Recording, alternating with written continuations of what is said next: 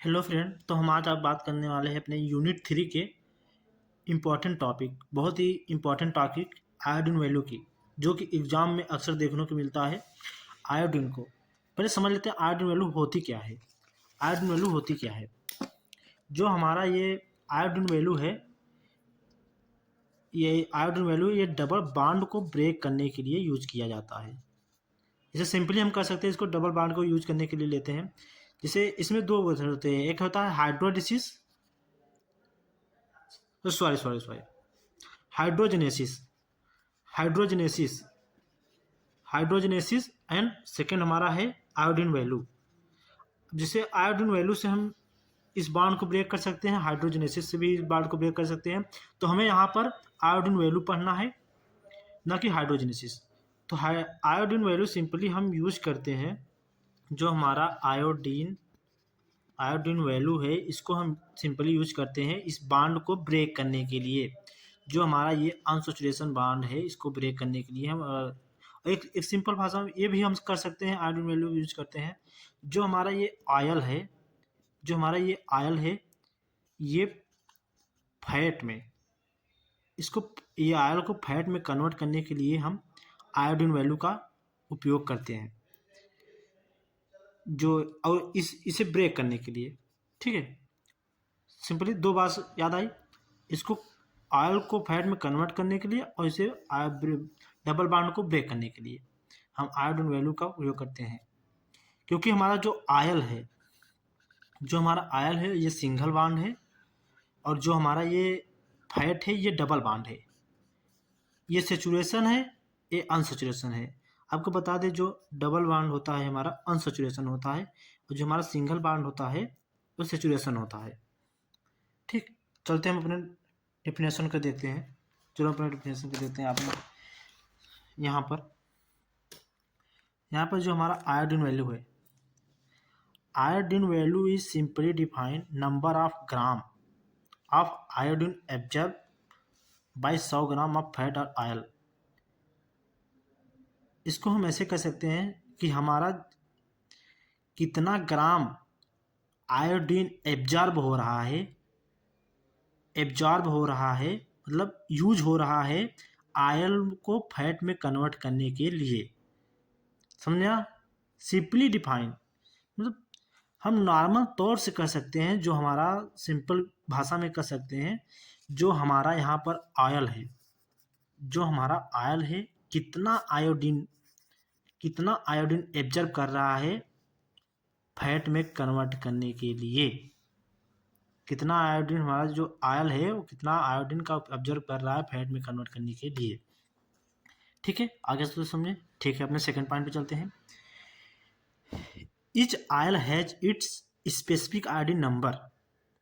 हर oil में देखो, हर अलग प्रकार के आयल होते हैं।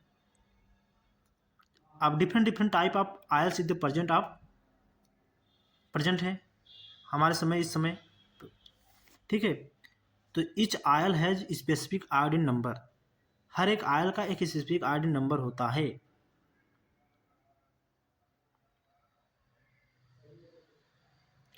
ठीक है, इसी में स्पेसिफिक आयोडीन नंबर। ठीक है, it's measure the degree of unsaturation of oils fat. देखिए, यही बात हम आपको मतलब वहाँ बताए हैं, अभी समझाए हैं। जैसे ये कितना ये मेजर करता है, आयोडीन वैल्यू मेजर करता है डिग्री ऑफ अनसैचुरेशन, मतलब अनसैचुरेशन डिग्री ऑफ बांड को मेजर करता है, कितना बांड है कितना नहीं, डबल बांड यहाँ पर यूज हो रहा है आयल और फैट में। यही आयोडीन वैल्यू हमारा जो है मेजर करता है। ठीक है दोस्तों, तो चलिए हम देखते हैं इसके प्रिंसिपल को। इसका प्रिंसिपल क्या है? Iodine number is defined by Wijs method. इसका देखो भाई, तीन मेथड होते हैं, जिनमें से विज मेथड है, एक हमारा हंस मेथड। तो इसमें विच मेथड में क्या है देखते हैं, चलते हैं हम लोग। The aisle air fat sample taken है CCl4, जिसमें हम अपने कार्बन टेट्राक्लोराइड के आयल सैंपल जो हमारा आयल है उसमें सिंपल CCl टेट्राक्लोराइड को लेते हैं, देन ट्रीटेड विथ आयोडीन के जो सिंपल है उसमें हम अपन कार्बन टेट्राक्लोराइड को लेते हैं, उसके बाद देन ट्रीटेड विथ हम रिएक्शन कराते हैं एक्सेस अमाउंट ऑफ, मतलब अधिक अमाउंट में, ज़्यादा मात्रा में आयोडीन मोनोक्लोराइड को हम देखो देखो जो हमारा फ्रेंड ये आयोडीन है, ये हमारा सिंपल फॉर्म में तो मिलता नहीं है, ये हमारा जो है सिंपल फॉर्म में मिलता नहीं है, जो हमारा ICl है ये सिंपल फॉर्म में नहीं मिलता है, इसको हम रिएक्ट कराते हैं, इसको हम ये सिंपल फॉर्म में मिलता नहीं है, ये हमारा मिलता है CH3COOH, ठीक है। जो जहाँ पे ये हमारा ये ग्लाइसिल एसिटिक एसिड है, इसमें हम यहाँ पर प्लस करेंगे। देखो यहाँ पर जो हमारा ये यहाँ पर एक हम जो कोनिकल फ्लास्क लिए हैं, जो हमारा देखिए ये ICl और CH3CO प्लस है ना, इसे हमें यही फॉर्म मिलता है, ये अलग से आयोडीन ICl हमें नहीं मिलता है। जैसे नमक है यानी जो हमारा सोडियम हाइड्रोक्साइड, जो हमारा ये नमक है, ठीक है, जो हमारा नमक होता है इसमें आयोडीन होता है। क्या आयोडीन अलग से तो है नहीं, इसमें हम इसीलिए आयोडीन अलग से नहीं होता, उसमें कहीं न कहीं फॉर्म में उसमें मिला होता है, ठीक है।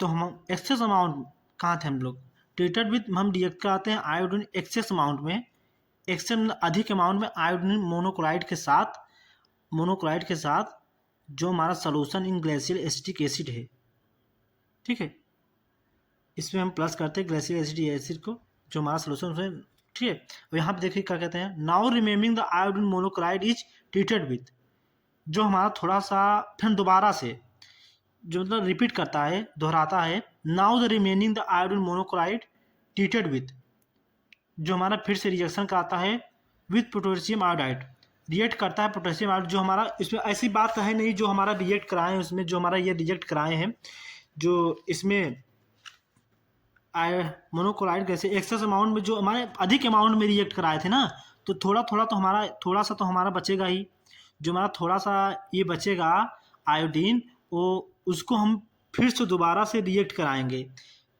थोड़ा सा उसको दोबारा से फिल्टर करने के दोबारा रिएक्ट कराएंगे। Now the remaining iodine monochloride is treated with potassium hydride. देखो फ्रेंड क्या है कि जो हमारा ICl था, ठीक है, ICl जो हमारा था, ठीक है, जो हमारा ICl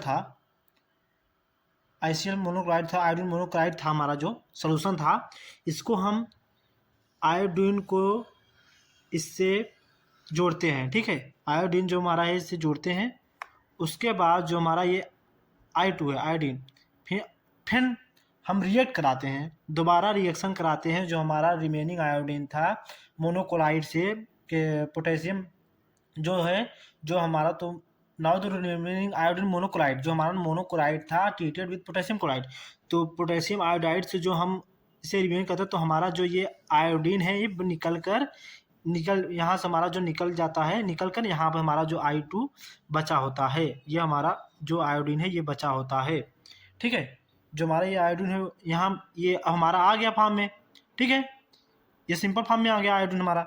उसके बाद हम यहाँ देखते हैं the liberated iodine is then treated with, फिर जो हमारा ये लाइब्रेटेड आयोडीन है जो हमारा बचा हुआ है, लाइब्रेटेड में जो हमारा बचा हुआ आयोडीन है, देन ट्रीटेड हम फिर से रिएक्ट कराते हैं सोडियम थायोसल्फेट सोल्यूशन से, सोडियम थायोसल्फेट सोल्यूशन से जब हम रिएक्ट कराएंगे the same process is the again, फिर से ये हम प्रोसेस दोहराएंगे, ठीक है, फिर से हम जब इस प्रोसेस दोहराएंगे repeated for the blank titration without sample. क्या है हमारा ब्लैंक टाइट्रेशन होता है, जो हमारा ब्लैंक टाइट्रेशन होता है क्या है, हमारा सब, ठीक है, तो इसमें जो है ना हम सैंपल को नहीं लेंगे, इसमें जो है सैंपल को नहीं लेंगे, बाकी iodine potassium chloride sodium chloride इसको हम सब लेंगे विदाउट सैंपल।